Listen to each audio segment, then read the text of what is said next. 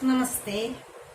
Today I am with you to share my knowledge in sign convention in spherical mirrors. What is meant by sign convention?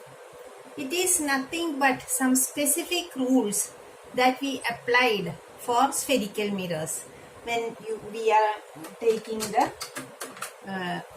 considering the ray diagrams. Okay. And how these rules are made?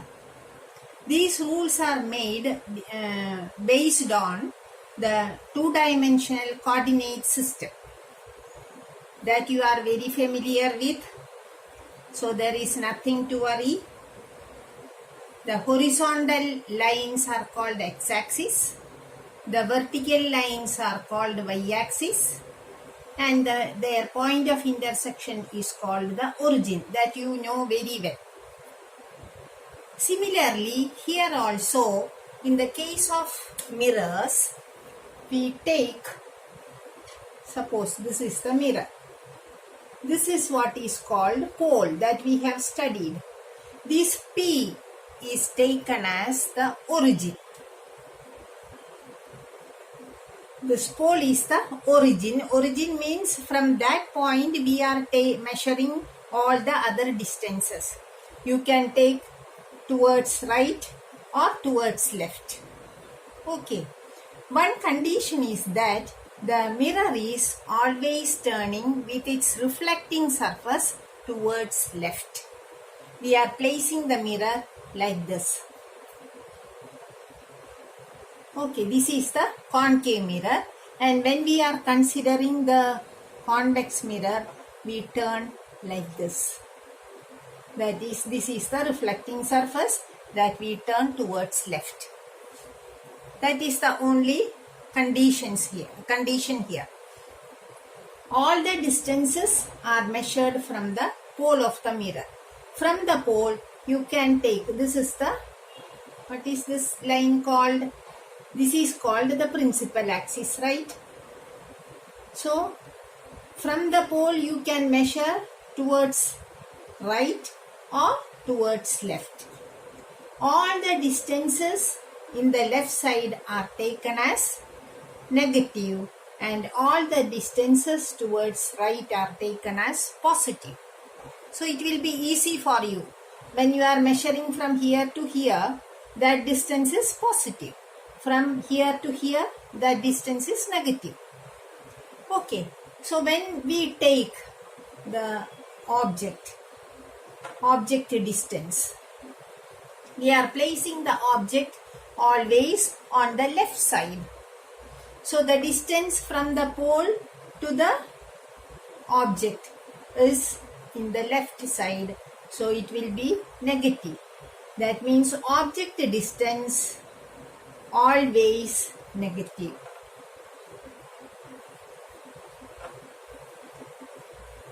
But the image distance we can't say like that because you may get either virtual image or real images. Okay, in the case of concave mirrors.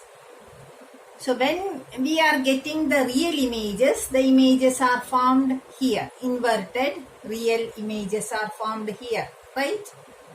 So again, in the case of concave mirrors, the real images, distances of real images are what? Negative, and distances of virtual images are positive. Okay, virtual means it is formed behind the mirror. So the distance is measured from here to virtual image. So it will be positive. This is how we are considering the sign in the case of concave mirrors. When we are focal length we discuss later. In the case of convex mirror, what happens is this. The only difference is that object distance always negative, but what about the image formed? Always virtual behind the mirror. So it will be always positive. Okay. In the case of convex mirror, the image distance always positive, and in the case of object distance for both spherical mirrors, convex as well as concave, the object distance is negative. Then next is regarding the height of the image. That is, we place the object above the principal axis. In such cases, when the object is above the principal axis, that is possible, or always we are placing the object above the principal axis. In such cases, h1 is positive. Height of the object is positive.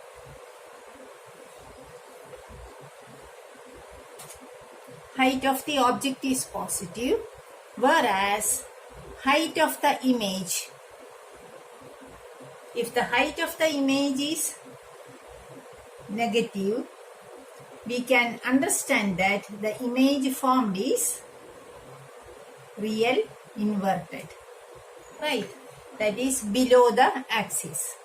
If it is above the principal axis, we get a virtual erect image. That is the possibility. So for virtual images, the height of the image will be positive, whereas for real inverted images, the height will be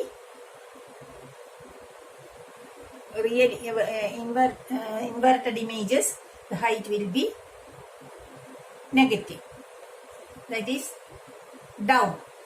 That means the height above the principal axis are taken as positive and below the principal axis are taken as negative.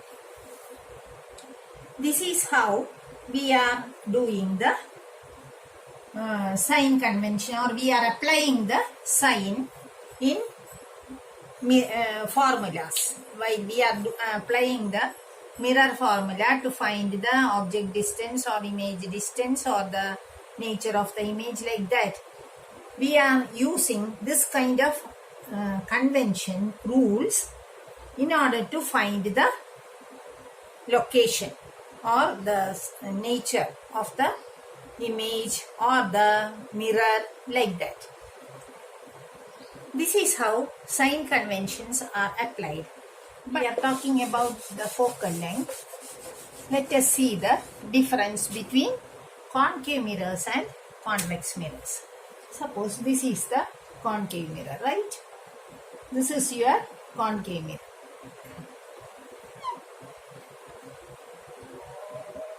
And this is your principal axis, right? This is pole and this is the principal axis. And here is the center of curvature. Here is the focus. Okay. The ray parallel to the principal axis. What happens to this ray? After reflection, pass through the focus. So this is the focal length. PF is the focal length in the case of a concave mirror. PF is on the left side. The distance on the left side are taken as negative. So for concave mirrors, F is negative.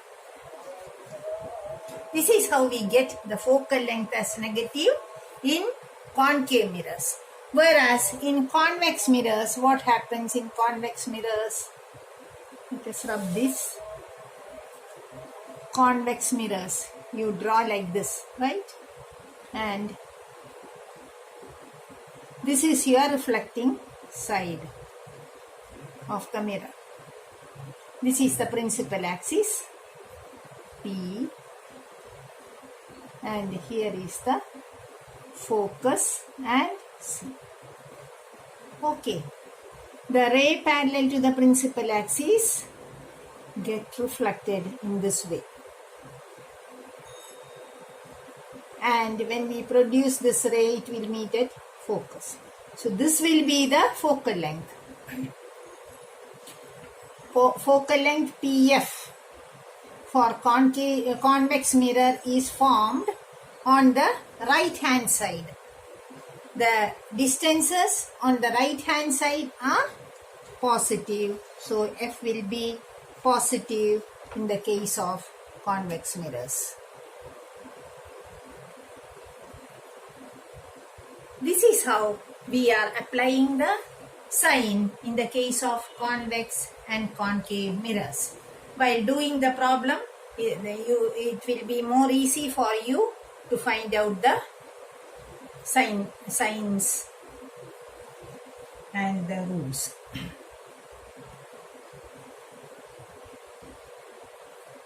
And I will give you a summary of this after the video. You can go through that, then it will be more easy for you. And some question answers based on this. Try to answer those question answers. And thank you for watching my video. Please subscribe my video for getting the notification, and also promote my video by